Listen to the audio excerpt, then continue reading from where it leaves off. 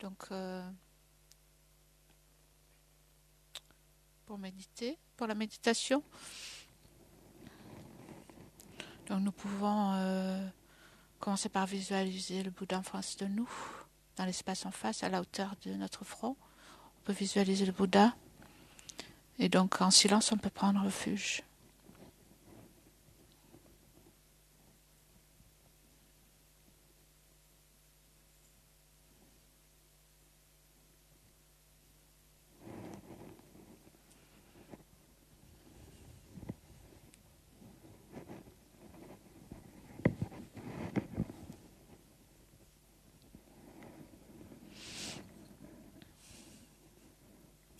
Et pour poser l'esprit, nous pouvons, pendant quelques minutes, nous pouvons méditer sur la respiration.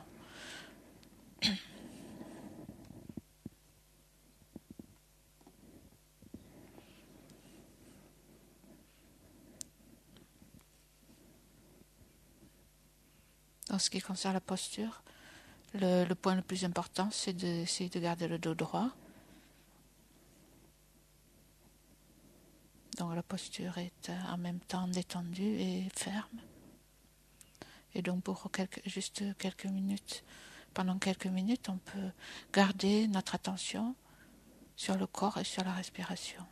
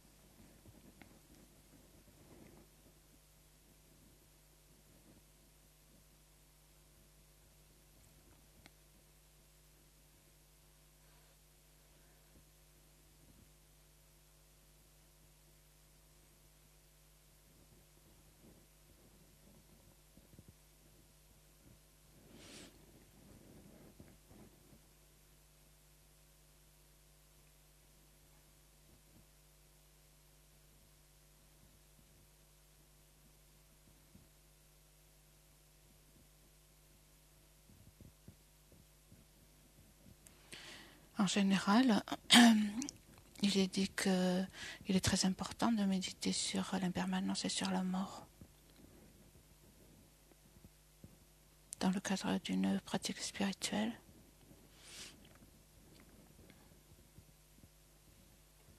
En fait, il est dit que nous devrions méditer sur l'impermanence et la mort pas simplement au début de notre pratique. Peut-être quelquefois il est considéré que la méditation sur la mort c'est quelque chose pour les débutants. Mais en fait la méditation sur la mort c'est ce qui permet de commencer une pratique et de la continuer et de la terminer. Donc c'est quelque chose qui est utile au début, au milieu et à la fin.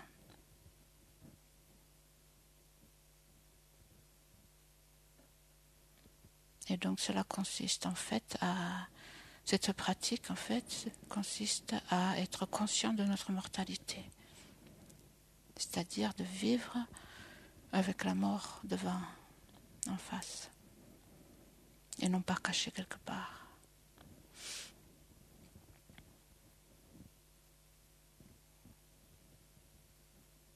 Donc nous pouvons nous poser la question, est-ce que c'est quelque chose que nous faisons dans notre vie?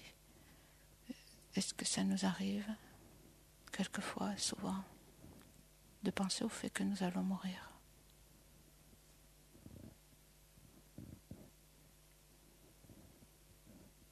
Donc vous pouvez vous poser la question pour vous-même.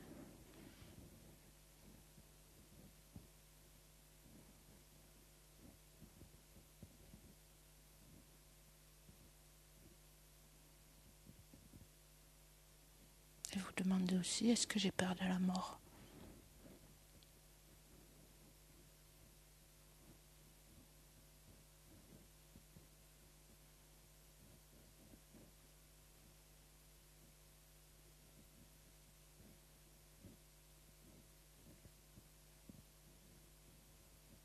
Donc il est dit, il vaut mieux avoir peur de la mort avant, tant qu'on est en vie, plutôt que de ne pas avoir peur de la mort, mais être en détresse et être complètement paniqué au moment de la mort.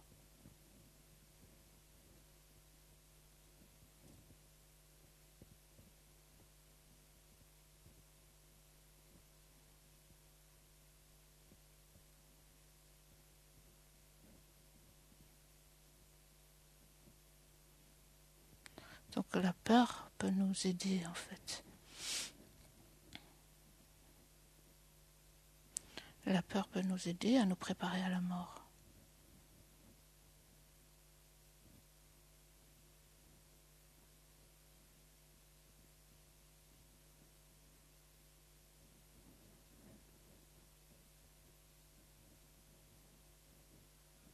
Donc il se peut quelquefois que nous ayons une attitude désinvolte en se disant « Oh, la mort c'est quelque chose de naturel, ça ne me fait rien, quand ça arrivera, je n'aurai aucun problème. » Donc une attitude désinvolte parce qu'on ne prend pas la mort au sérieux.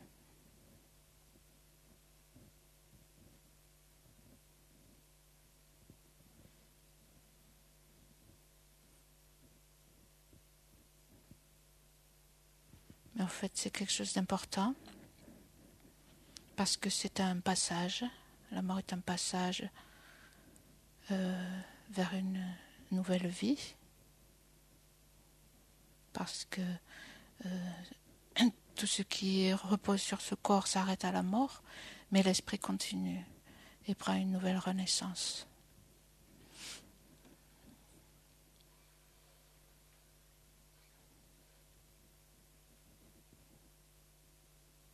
Et donc ce qui est important, c'est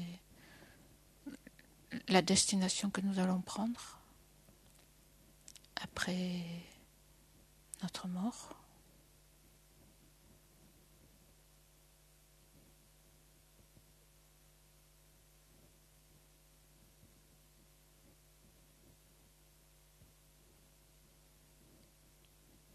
En fait, si on y réfléchit, la vie présente est très brève, comme un éclair.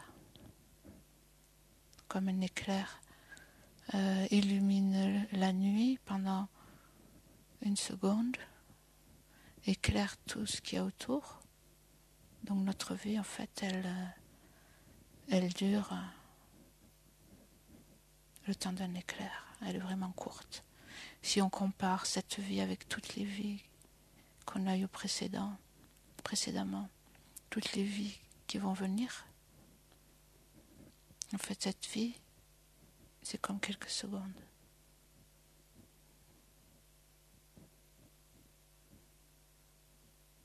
Les apparences de cette vie sont comme les apparences qui se présentent à nous quand un éclair déchire la nuit.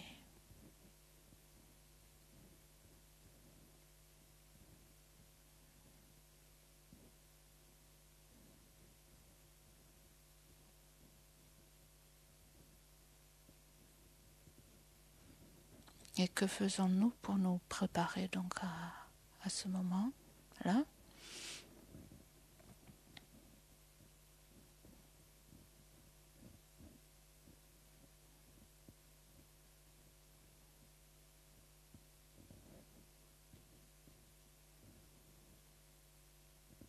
Donc, où nous allons après la mort dépend du karma que nous avons créé, de nos actions pendant cette vie. Mais aussi quel karma va venir à maturité au moment de la mort dépend de notre état d'esprit au moment de mourir.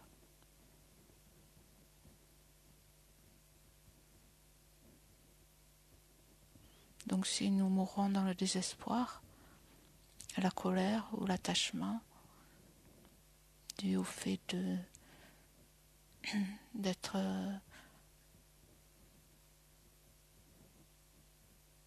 incapable donc de tout laisser derrière avec un esprit tranquille. Donc si nous sommes dans ces états d'esprit perturbés, donc cet état d'esprit risque de faire mener à maturation un karma négatif qui peut nous propulser dans une renaissance de souffrance.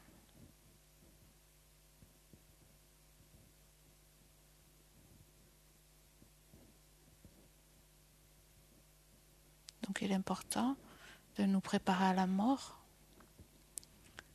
pour être capable de mourir avec un état d'esprit positif. Donc paisible. Aussi positif que possible et aussi paisible que possible.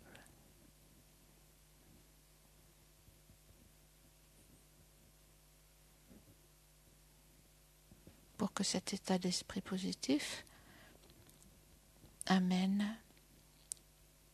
donc provoque la maturation d'une graine, d'un karma positif qui fera que l'on renaîtra dans de bonnes circonstances.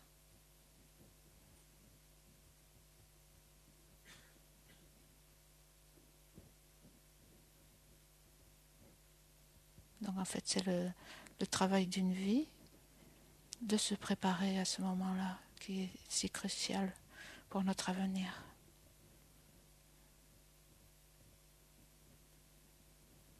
En fait, si vous réfléchissez, si nous réfléchissons, qu'est-ce qui est vraiment important pour mon avenir, pour le futur ?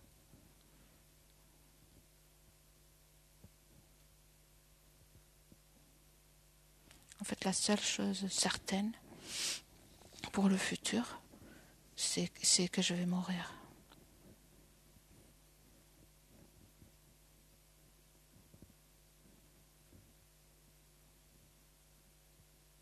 Donc nous faisons de nombreux projets, nous passons notre temps à faire des projets pour les jours, les semaines, les mois, les années à venir. Mais en fait, nous ne sommes absolument pas sûrs que ces projets se réalisent. Mais une chose dont nous pouvons être sûrs, c'est que la mort va venir.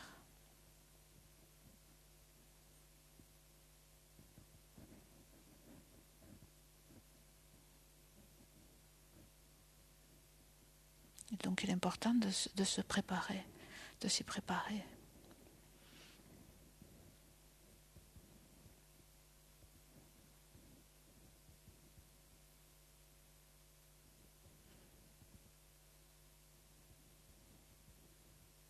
Il est important de s'y préparer pour avoir une mort paisible et positive, bénéfique, qui sera comme un tremplin pour une bonne renaissance à venir.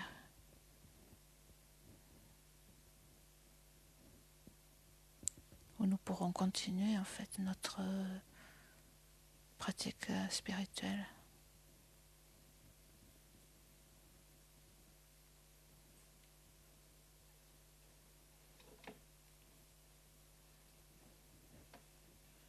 Donc la mort est inévitable.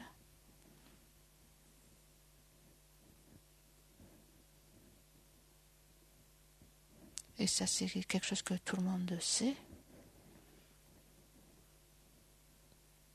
Mais le problème, c'est que nous n'appliquons jamais ce fait à nous-mêmes. Nous le savons de façon intellectuelle.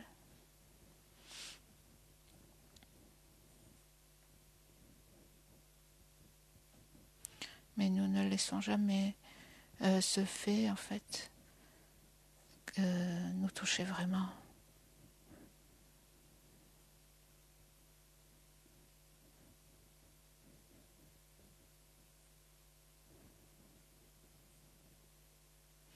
Donc c'est pour cette raison qu'il est indispensable de méditer, de faire les méditations sur la mort.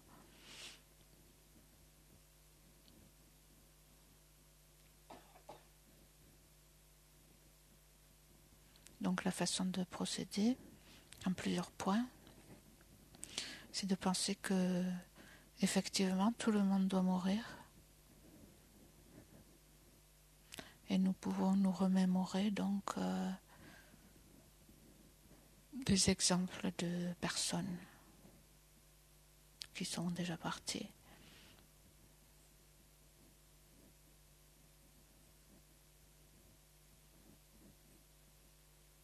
Dans l'histoire, il y a d'innombrables personnes qui étaient très connues,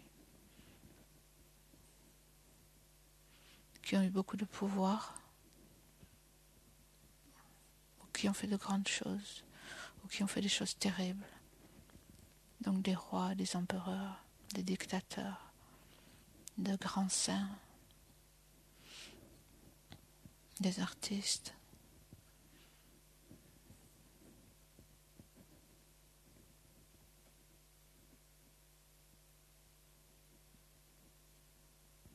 Donc il y en a eu des milliers, des milliards. Mais à un moment donné, ils ont disparu. Leur vie s'est complètement arrêtée, ils ont complètement disparu.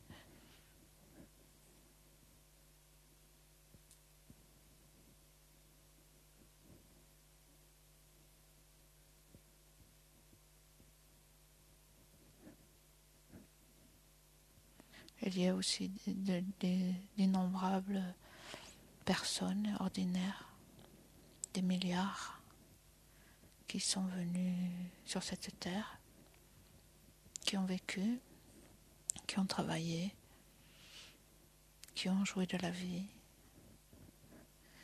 qui ont souffert de la vie. Et un jour, leur existence est arrêtée complètement.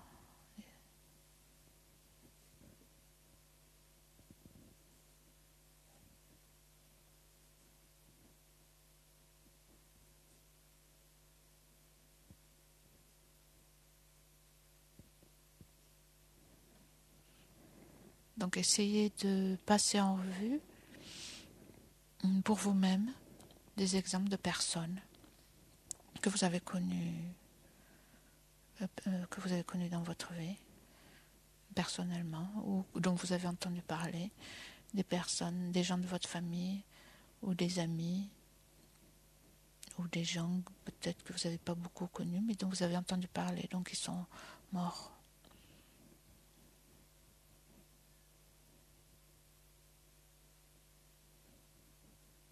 Donc essayez de vous rappeler ces exemples particuliers un à un, en vous rappelant donc que la personne, à un moment donné, cette personne était en vie,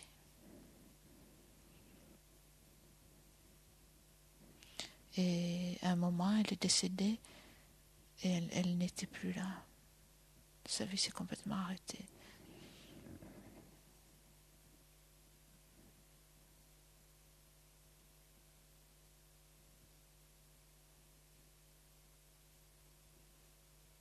Donc passez en revue pour vous-même des exemples de personnes.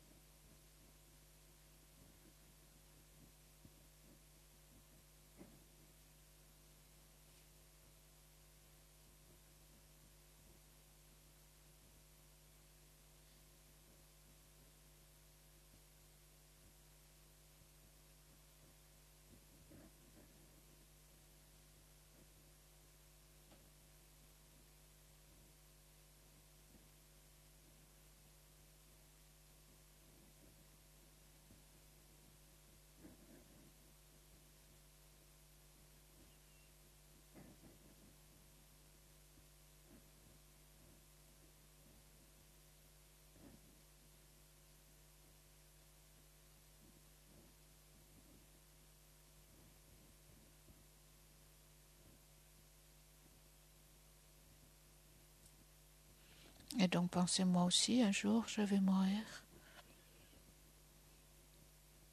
Donc le moment de ma mort va devenir quelque chose de présent, va arriver.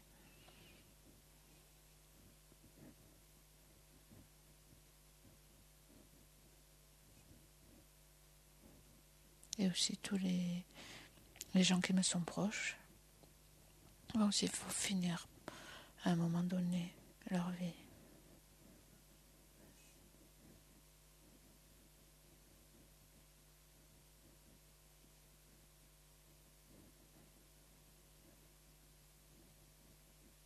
Donc c'est quelque chose qui fait partie de la nature de la vie, de la nature des choses.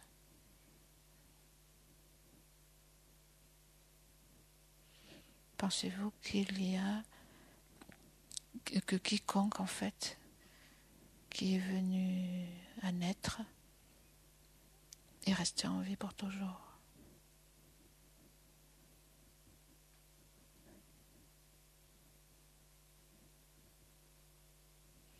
Y a-t-il un seul exemple de quelqu'un qui est né qui n'est pas mort?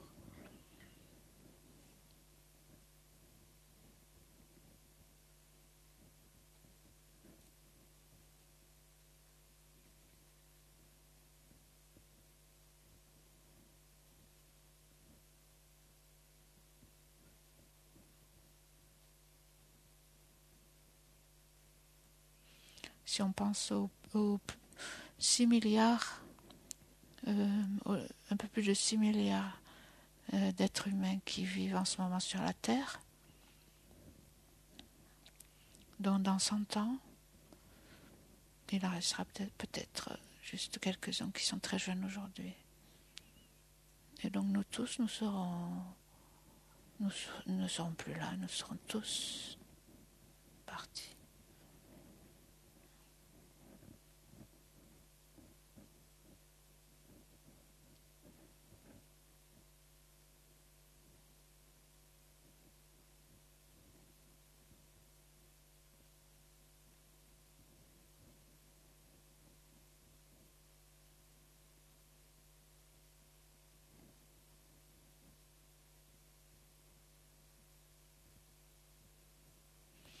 De plus, la durée de notre vie décroît continuellement. Le temps qui nous est alloué est déterminé et ce temps il n'est jamais rallongé. Il diminue tout le temps.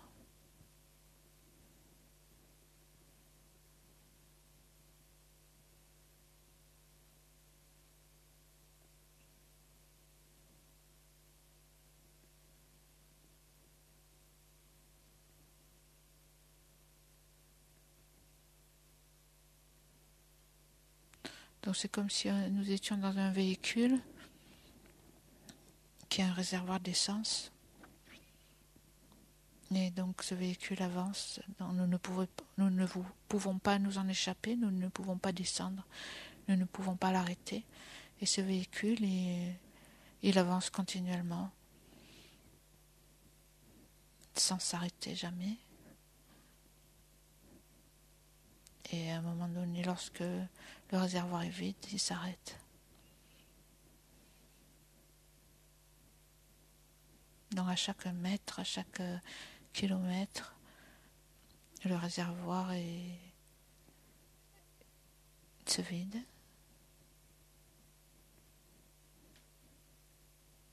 Et donc de la même façon, le temps s'écoule sans cesse, le temps pendant lequel nous sommes en vie s'écoule sans cesse. Et à chaque seconde, chaque minute, chaque heure, chaque mois, chaque année, nous arrivons en fait d'autant plus proches, nous nous rapprochons d'autant plus de la fin de notre vie.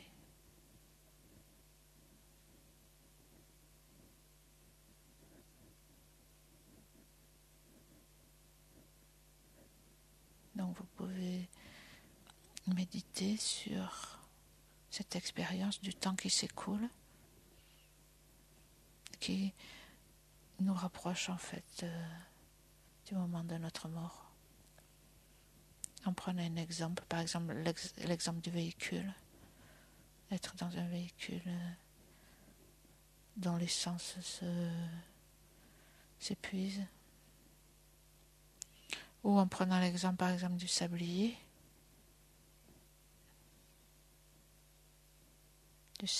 dont le sable s'écoule dans la partie inférieure du sablier. De la même façon, notre temps s'écoule, nous rapprochant d'autant plus de la fin de cette vie.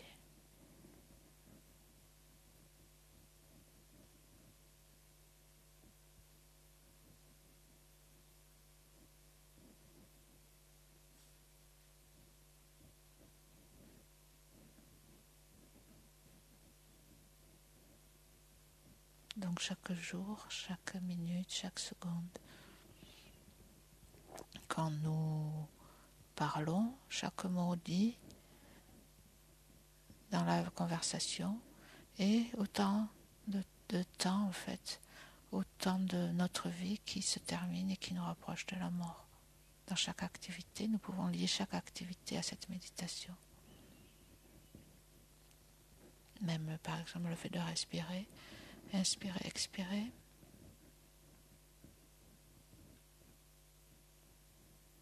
Cela veut dire en fait que c'est une respiration de moins pour arriver au moment de notre mort.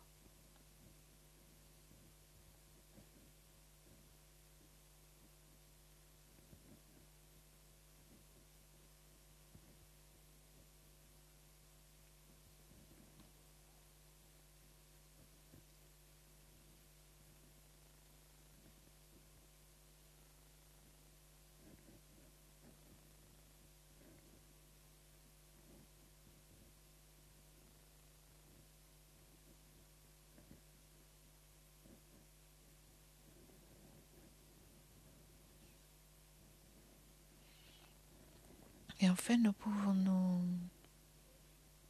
nous poser la question, puisque notre temps est limité, comment l'utilisons-nous ? Comment passons-nous notre temps? Si en fait ce qui va nous être utile à la fin de notre vie pour passer dans une vie prochaine, c'est notre pratique spirituelle, les attitudes positives que nous avons développées donc sur l'esprit, sur la conscience, qui vont nous suivre, qui vont nous accompagner au-delà de cette vie, au-delà de la mort. Donc, quel temps, quelle énergie donnons-nous vraiment à cette pratique?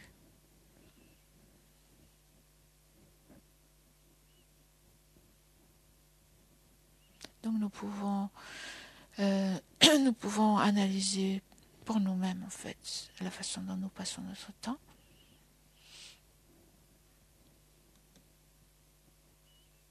Donc, il y a le temps pour dormir, toutes les heures que nous passons à dormir, le temps que l'on passe à se nourrir et tout ce qui touche à la nourriture, faire les courses, préparer le repas, faire la vaisselle, faire le ménage.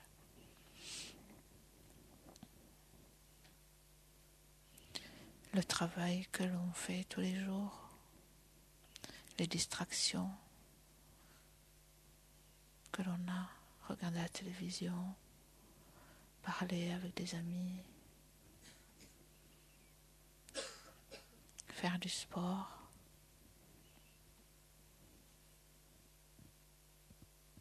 Donc nous pouvons évaluer un peu notre vie et voir quel temps effectif nous passons, soit dans une pratique spirituelle. Donc la pratique spirituelle, ça peut être quelque chose de formel, une pratique formelle de récitation, de prière, de pratique spirituelle, ou une pratique spirituelle dans un sens plus général. Donc de consacrer notre temps, notre énergie à développer des états d'esprit positifs.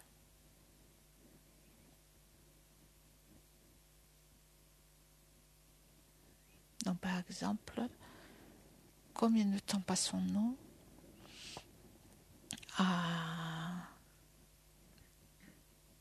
avec des émotions perturbatrices, c'est-à-dire par exemple à nous faire du souci, ou avec un état d'esprit de frustration, ou avec un esprit critique, un esprit irrité, ou un esprit déprimé, ou avec la jalousie, ou la colère, l'ennui.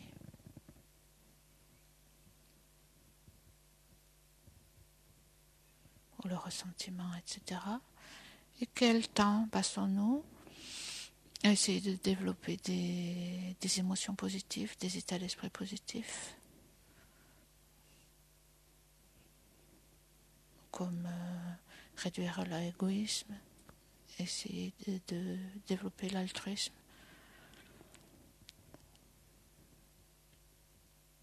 donc d'être préoccupé de prendre soin d'autrui plutôt que d'être préoccupé par ce qui nous arrive à nous-mêmes. Développer l'amour, la compassion, la patience, la sagesse, ou vivre en essayant de développer le renoncement, la bodhicitta, penser à la vacuité, etc. Donc nous pouvons, chacun pour soi, essayer de faire un état des lieux de notre vie.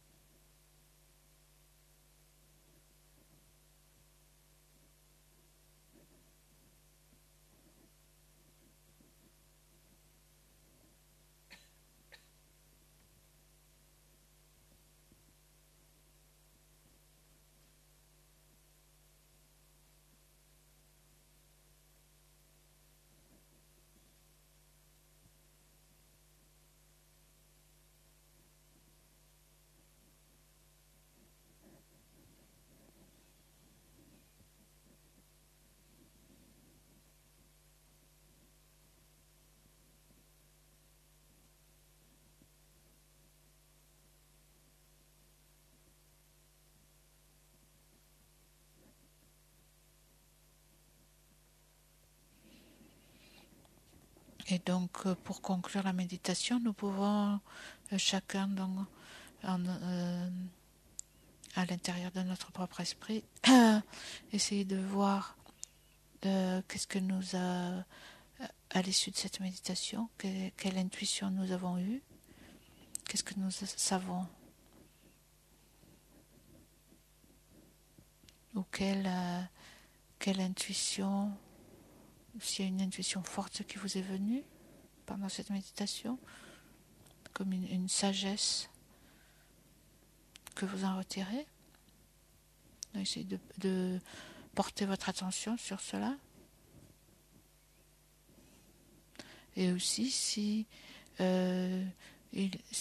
vous voulez exprimer cette sagesse, en fait, quelle action va exprimer dans votre vie ce que vous avez compris par cette méditation, en faisant cette méditation.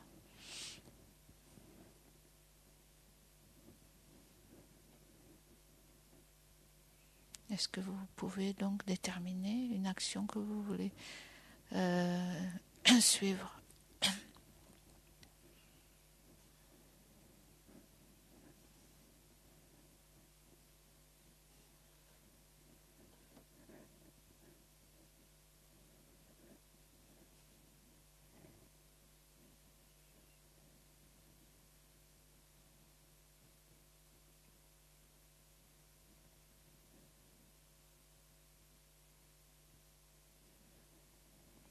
Donc, puisque la mort est certaine et inévitable,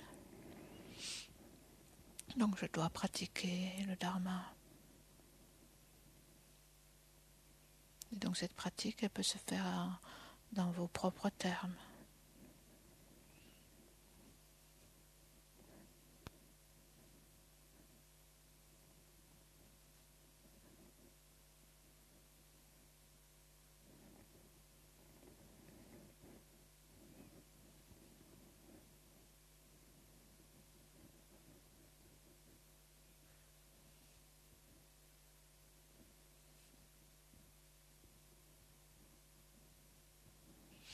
Et nous pouvons terminer en dédiant l'énergie positive générée par cette méditation pour que nous et tous les êtres nous développions la conscience de la mort, de l'impermanence, pour pouvoir vivre notre vie de façon significative, lui donner un sens, pour pouvoir mourir en paix, avoir de bonnes renaissances et ultimement atteindre la libération de toutes les souffrances et l'éveil.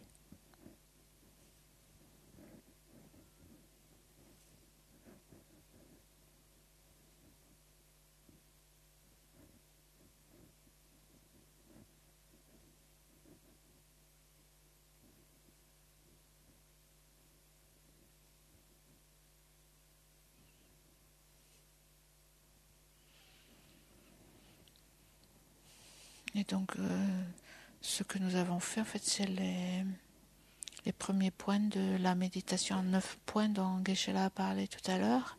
Et donc, demain, nous continuerons les points restants.